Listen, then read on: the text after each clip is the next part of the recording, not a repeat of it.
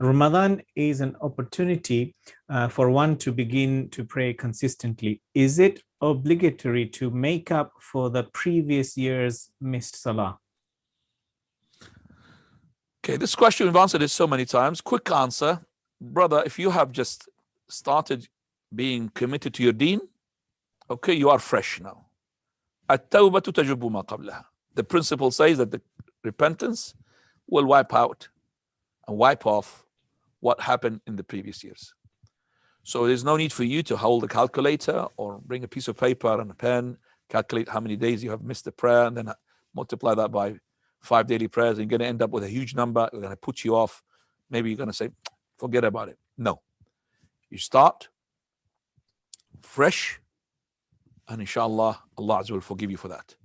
What you need to do, increase in the sunnah, in the voluntary. This voluntary, Prophet ﷺ said, Allah on the day of resurrection, the first thing will be accounted for is your prayer. If it's complete, fine, complete. If it is not complete, then the rescue comes in here from Allah Azza wa Jal. He will tell his angels, look into his voluntary. Look into his voluntary and compensate what is missing for his obligatory. Okay? So that voluntary, you increase in the voluntary, inshallah. Praying the 2 sunnah before, 2 after, and the general voluntary as well. All that will help, inshallah. But to compensate for something obligatory you had missed, you can't. Unless you reverse the time, which is impossible.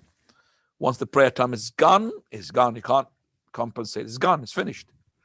It's like you're saying, can I do Arafah, which I missed Arafah last year? No, you missed Arafah. Hajj is gone. I can't reverse you for your Arafah. Now.